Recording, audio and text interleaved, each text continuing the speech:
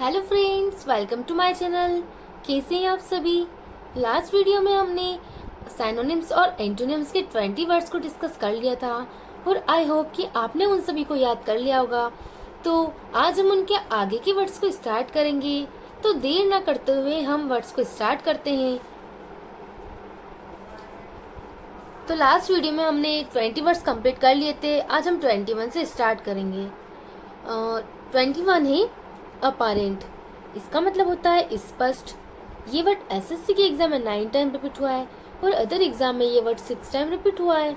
इसका मतलब होता है क्लियरली विजिबल और अंडरस्टूड या ऑब्वियस, यानी कि एकदम साफ साफ नजर आना या एकदम स्पष्ट रूप से दिखना। ठीक है। इसके सिनोनिम्स होता है ऑब्वियसली, यानी कि obvious, manifest, seemingly, evident, presumed. ठीक है। तो ऑब्वियस हम बोलते हैं ना कि ऑब्वियसली यानी कि स्पष्ट रूप से, और मैनिफेस्ट करना कोई चीज़, मतलब कोई चीज़ मैनिफेस्ट करते हैं ना, जैसे कि कोई चीज़ हम मैनिफेस्ट करते हैं यानी कि हम स्पष्ट रूप से एकदम क्लियरली सोचते हैं ना उस चीज़ को, ऐसे। और सीमिंगली यानी कि जाहिर तौर पर, और एविडेंट मतलब होता है स्पष्ट रूप से, प्रेज्यूम्ड यानी कि माना जाता है। ठीक है।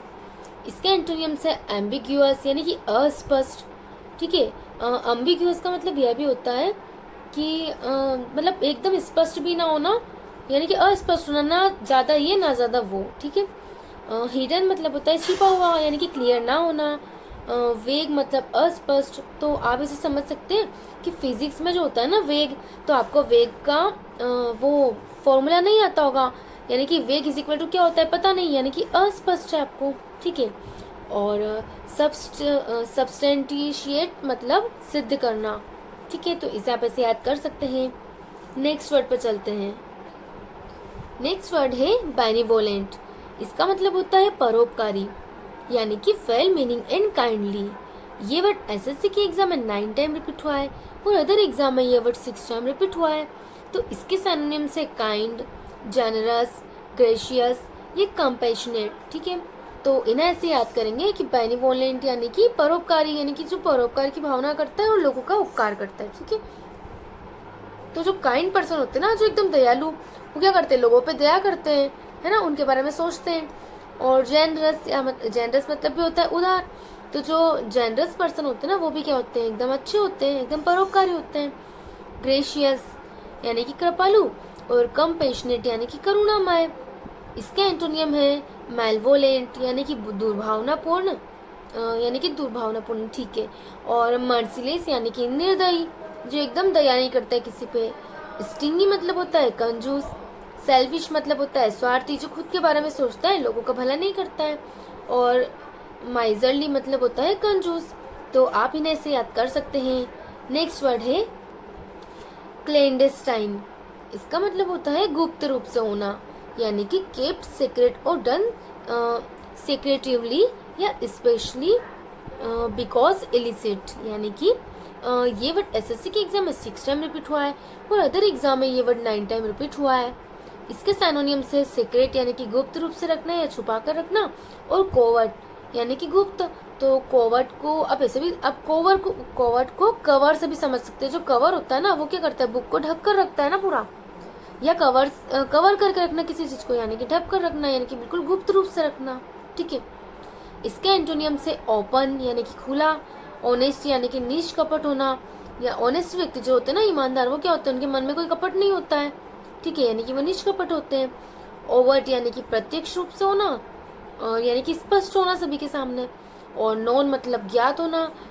कॉन्स्पिक्यूअस यानी कि स्पष्ट रूप से होना।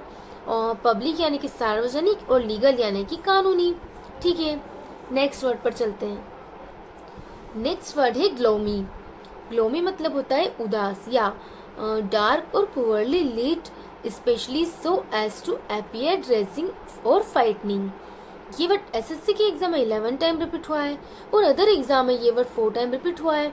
तो ग्लोमी को हम ग्लू दिख रहा होगा ना आपको, यहाँ पे ग्लू और माए, मतलब एक छोटा बच्चा है ना, वो ग्लू लेके आया होगा उसके लिए, तो उसका ग्लू जो है ना, वो किसी ने स्कूल में चुरा लिया होगा, उसकी जो बैग था ना उसमें से। तो वो क्या हो गया, उदास हो गया एकदम कि पता नहीं मेरा ग्लू किसी ने ले लिया है। तो इसे आप ऐसे समझ सकते हैं। इसके सिनोनिम से मर्की, डल, अनहैप्पी, क्लाउडी, डिप्रेस्ड, ठीक है। तो जो मर्की लोग होते हैं ना वो किससे होते हैं, मतलब उन्हें गहरा सदमा लगा होता है, यानी कि बहुत उदास होते हैं वो, ठीक है। और जो डल चीज होती है ना, एकदम डल होती है, मतलब सुस्त सुस्त होती है, तो आपने सुना भी होगा। अनहैप्पी मतलब असंतुष्ट है, यानी कि उदास है वो, ठीक है। और क्लाउडी यानी कि बादल छाए, यानी क्या बोलते हैं ना कि मेरे पर दुख के बादल छा गए, यानी कि बहुत ज़्यादा उदास है वो, ठीक है। डिप्रेस्ड होना यानी कि उदास होना, ये तो आपको पता ही होगा। इसके एंटोनियम से ब्राइट यानी कि उज्जवल, रेडियंट यानी कि चमकदार, और ब्योएंट मतलब होता है प्रसन्न, और चीरफुल मतलब भी होता है खुश। तो आप इन्हें ऐसे याद कर सकते हैं। नेक्स्ट वर्ड है मोरोज। इसका मतलब भी होता है उदास, ठीक है। ये वर्ड एसएससी के एग्जाम में 9 टाइम रिपीट हुआ है, और अदर एग्जाम में ये वर्ड 6 टाइम रिपीट हुआ है। इसका मतलब होता है सुलन एंड इल टेम्पर्ड, यानी कि बदमिजाज व्यक्ति होना, यानी कि बहुत खराब व्यक्ति होना, ठीक है, यानी कि बहुत ज्यादा उदास होना मतलब। इसके सिनोनिम्स होते हैं ग्लोमी, सुलन, इल टेम्पर्ड, ठीक है। तो इन्हें आप याद कर सकते हैं। या अब इन्हें ऐसे भी समझ सकते हैं कि आपने अभी पढ़ा था ग्लोमी, यानी कि किसी ने उसका ग्लू ले लिया है तो वो उदास है। सुलन यानी कि व्यक्ति है वो कैसा है, मतलब बहुत खराब है, तो उससे क्या सूली पे चढ़ाने की बात हो रही है, इसलिए वो क्या है, बहुत ज्यादा उदास और डिप्रेस्ड है। इल टेम्पर्ड यानी कि बुरी प्रतिष्ठा वाले व्यक्ति, यानी कि बहुत बदमिजाज व्यक्ति, वो क्या है, वो भी बहुत उदास है, ठीक है। इसके एंटोनियम से चीरफुल यानी कि खुश होना, और अपलिफ्टेड यानी कि उत्साहित होना। तो अपलिफ्टेड को हम ऐसे भी समझ सकते हैं कि अप मतलब समझ सकते हैं ऊपर, और लिफ्ट, ठीक है। जो आप लिफ्ट देखते होंगे, तो जब हम लिफ्ट में जो छोटे बच्चों को चढ़ाते हैं ना, तो लिफ्ट अपने आप इसे ऊपर जाती है, तो बच्चों को कितनी खुशी होती है उसको देख देख के ना, तो वो एकदम क्या होते हैं, उत्साहित होते हैं। तो इसे आप ऐसे याद कर सकते हैं। नेक्स्ट वर्ड है ऑब्सक्योर।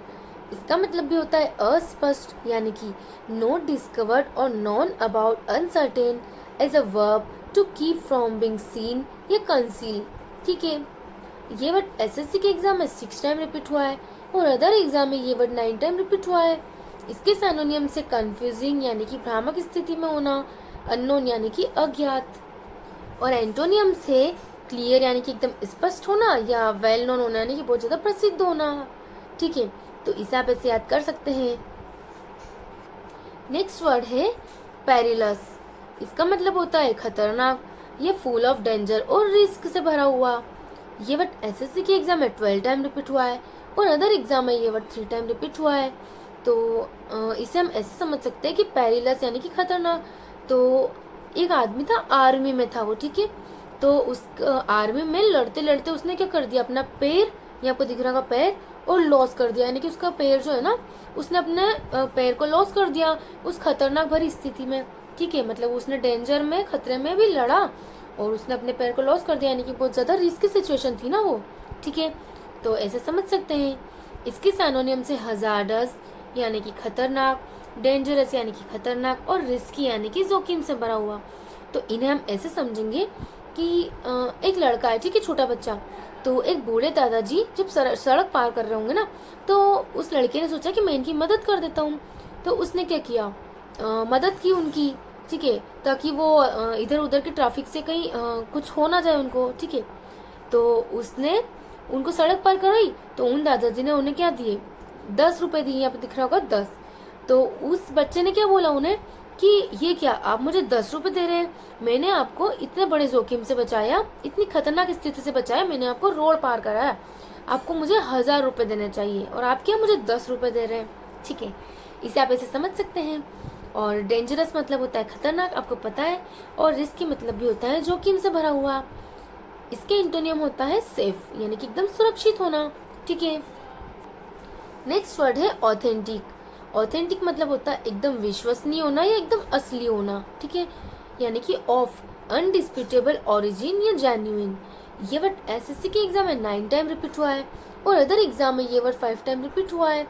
तो इसके सिनोनिम्स होते हैं सर्टेन यानी कि निश्चित, और जेन्युइन यानी कि वास्तविक यानी कि असली होना, और इसके एंटोनियम से फॉल्स यानी कि असत्य, फेक यानी कि नकली, डिस्प्रूव यानी कि झूठा ठहराना, और करप्ट यानी कि दूषित होना, फॉल्सिफाइड यानी कि झूठा, ठीक है। तो इन्हें आप याद कर सकते हैं। नेक्स्ट वर्ड है ऑकवर्ड, यानी कि बेढंगा होना, यानी कि बड़ा अजीब होना, बेकार सा होना, ठीक है, बेढंगा होना जिसमें कोई ढंग ही ना हो। ये वर्ड एसएससी के एग्जाम में 10 टाइम रिपीट हुआ है, और अदर एग्जाम में ये वर्ड 4 टाइम रिपीट हुआ है। इसका मतलब है causing difficulty, hard to do और डील विथ। ठीक है, और इसके सिनोनिम्स होते हैं क्लमसी यानी कि अनाड़ी होना, एकदम बेढंगा सा। अनस्किलफुल, जिसमें कोई स्किल से नहीं होती, वो कैसा होता है, एकदम बेढंगा होता है, अकुशल। ठीक है, और इसके एंटोनियम से कॉन्वेनेंट यानी कि सुविधाजनक होना, और ग्रेसफुल यानी कि गरिमापूर्ण, और क्लेवर यानी कि चतुर होना। ठीक है, तो इसे आप ऐसे याद कर सकते हैं। नेक्स्ट वर्ड है कंसील। इसका मतलब होता है हाइड करना या छुपाना। ठीक है, यानी कि कीप फ्रॉम साइट या हाइड। ये वर्ड एसएससी के एग्जाम में 9 टाइम रिपीट हुआ है, और अदर एग्जाम में ये वर्ड 5 टाइम रिपीट हुआ है। इसके सैनोनिम्स होते हैं हाइड यानी कि छुपाना, और डिस्गाइज यानी कि भेष बदलना, यानी कि अपने आप को किसी के भेष में छुपा लेना। इसके एंटोनिम्स होते हैं रिवील करना यानी कि दिखाना, यानी कि किसी का भेद खोलना, और अनव्रैप करना यानी कि भी खोलना। ठीक है, तो आप इन्हें भी ऐसे याद कर सकते हैं।